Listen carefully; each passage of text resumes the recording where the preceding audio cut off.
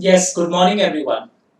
ये वीडियो इस मैटर को एड्रेस करता है। It's how to revise. This is the common query जो हर स्टूडेंट, चाहे वो पढ़ाई में बहुत पहले से स्टूडियस हो, सिंसियर हो, वो भी एक क्लास में उसके मन में भी एक शंका उत्पन्न होती है दैट हाउ टू रिवाइज या how much time should be allocated for each subject.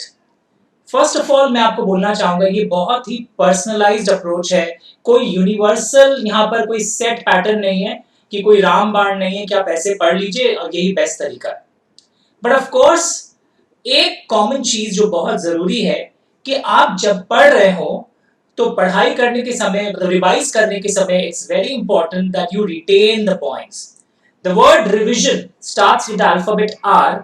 It does not mean कि रिविजन का मतलब सिर्फ रीडिंग है, पेज को पलटते जाओ और आवर्स देख लो कि आज मैंने लॉ इतना कर लिया, आज मैंने अकाउंट्स इतना कर लिया। This is not called revision. Revision करने के समय मेरा एक आपसे एक इनपुट मैं आपको जो देना चाहूंगा, प्लीज सुनना ध्यान से। This is my input when I was a student. आज से 22 साल आगे, 20 साल आगे, तो मैं ऐसे पढ़ा करता था। एक कॉपी रखिए सामने। मैं अगर थ्योरी सब्जेक्ट्स की बात करूं तो एक कॉपी सामने रखिए और उसमें लिखा करिए my common mistakes, things which I usually forget. For example, आप पढ़ रहे हैं कॉन्ट्रैक्ट एक्ट की। अगर मैं एक सिंपल एग्जाम्पल लेता हूँ, कॉन्ट्रैक्ट एक्ट की बात कर रहा हूँ, तो कॉन्ट्रैक्ट एक्ट में रिवाइज कर रहा था। सपोज एक टॉपिक मैंने उठाया, लिखा हुआ है void agreement, void contract, this type of topics are written. तो जब मैं ये टॉपिक पढ़ रहा हूँ वॉइड एग्रीमेंट, या मैं टॉपिक पढ़ रहा हूँ वॉइड कॉन्ट्रैक्ट, तो सपोज मैं रिवाइज करने जा रहा हूँ, तो लुक हियर, पहले मत पढ़ो तुम, एक बार पहले खुद मन में वॉइड एग्रीमेंट बोलो। मैं आपको रॉन्ग आंसर सुनाता हूँ। Void agreement is an agreement which ceases to be enforceable. ये wrong answer है। Void contract is a contract which can be cancelled at the option of aggrieved party. ये मैंने मन में बोला। अब मैं रिवाइज करूंगा, तो रिवीजन में पहले तुम एक्चुअली क्या सोच रहे हो मन में वो देखो। Secondly, standard performance, standard answer क्या है चेक करें।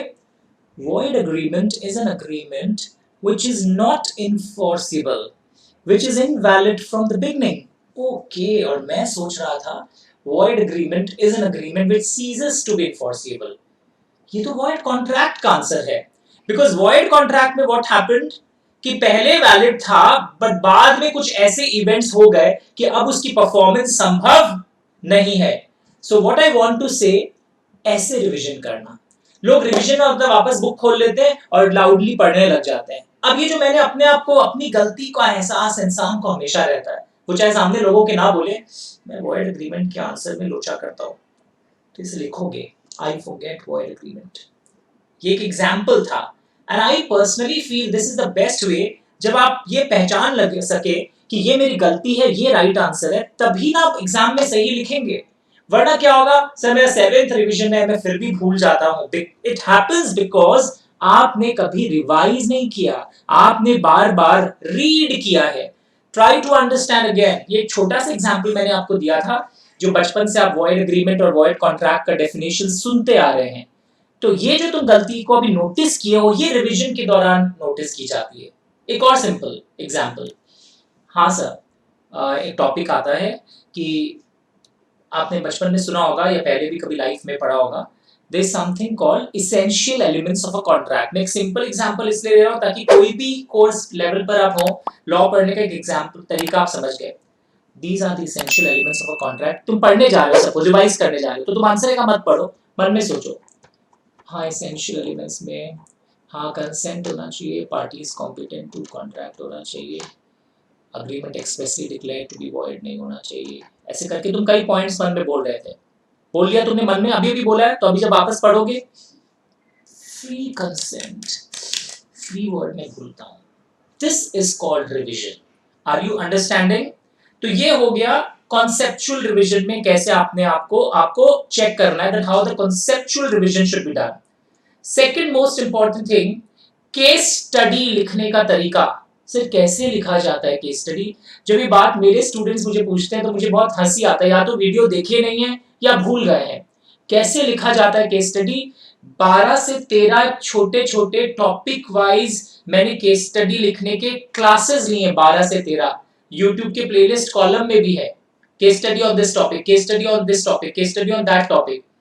तो केस स्टडी में 3 विंग्स थियोरिटिकली मैं बोल देता हूं, पर वो लिखने से ही आप संभव हो पाएगा। You have to write. And पता है, जैसे कहावत है, Rome was not built in a day.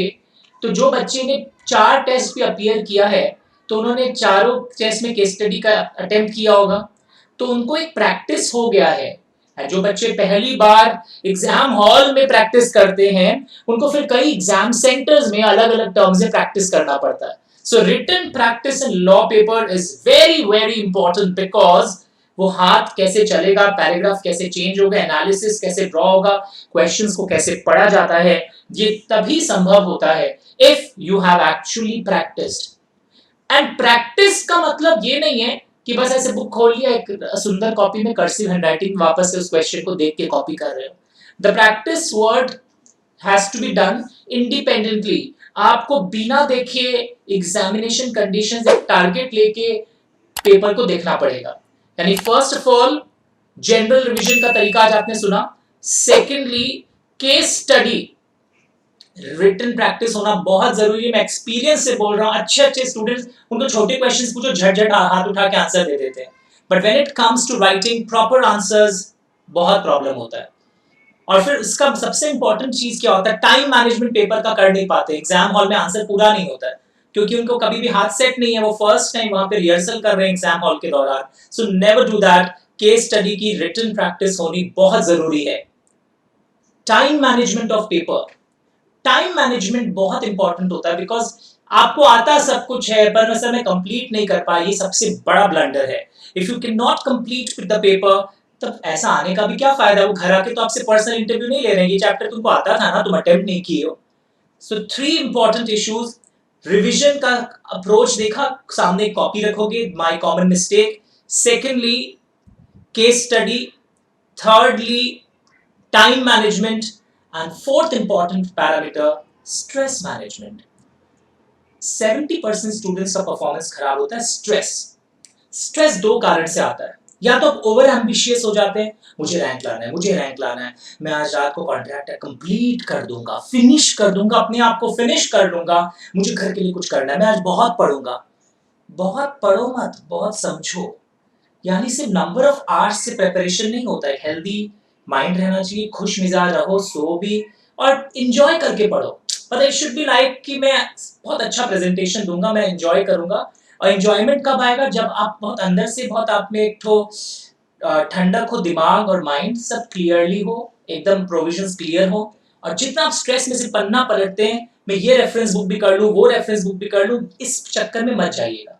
Institute का मैथ देखना चाहिए, but after you have completed my math 3 times, तब क्या होगा, आप उसी मैथ में हो सकता है 3 लाइन कुछ अलग लगे तो आप मुझसे क्रॉस चेक कर लीजिए। बट जो बच्चे मेरा मैथ एक बार करने के बाद पैरेलली इंस्टीट्यूट का मैथ शुरू करते हैं, उनको प्रॉब्लम क्या आ जाता है, प्रॉब्लम ये आ जाता है that they are basically just reading. एक तो इंग्लिश खराब, ऊपर से 2 मैथ आपने पढ़ लिया, तो आपको फाइनली आंसर में क्या लाइंस लिखने हैं, आपको उस पर कमांड ही नहीं रहता है। तो it's very important, stress management करिए। और सिर्फ लोगों का सुन सुनकर 4 रेफरेंस बुक्स मत खरीदिए। Institute math is good, our math is good. और जो बच्चे अबव एवरेज और एवरेज हैं, उनको मैं बोलूंगा सिर्फ मेरा मैथ फॉलो करिए। We have covered all the points of institute math. And जो एक रिवीजन क्लास के सीरीज है, उसमें एक्स्ट्रा पॉइंट जो मुझे और भी नजर आए, वो भी मैंने कवर कर दिया है। So it's very important that you start revising. It's high time, और हम लोग अब टाइम अगर वेस्ट करेंगे तो बहुत लेट हो जाएगा। So whichever course you belong to, number 1, revision का तरीका सीख लिया। It's not pure reading topic निकालकर उस समय आपको कंपेयर करना, आपको पहले का पढ़ा हुआ कितना याद है, क्या भूलते हैं, कॉपी में प्लॉट करो। फिर अगली बार जब वो भूला हुआ याद आ जाए तो कॉपी से हटा दो, ये आपको याद रहने लग गया है। Secondly case study writing practice is very important, और वो बिना देखे होना चाहिए। पूरा पैराग्राफ चेंज करके सुंदर से ही लिखिए, क्योंकि घर में सुंदर से लिखेंगे तब वहां सुंदर से लिख पाएंगे टाइम मैनेजमेंट के संग। thirdly stress management is very important. इसके लिए ज्यादा रेफरेंस बुक्स भी नहीं देखना चाहिए। आवर मैथ 3 बार हो जाए, उसके बाद इंस्टीट्यूट मैथ देख लेना चाहिए। पर जिनका हमारा ही मैथ नहीं हो रहा है, they should not resort to new experiments and coverage, बस रीडिंग करके पढ़ा लो सब कुछ। Thank you so much. YouTube के प्लेलिस्ट कॉलम में रिवीजन क्लासेस डले हुए रहते हैं और अभी मैंने ऐप में भी रिवीजन क्लासेस डालना शुरू किया है जो एंड्रॉयड फोन पर चलता है। और कोई क्वेरी हो तो मुझे आप मैसेज करिएगा 9830259002।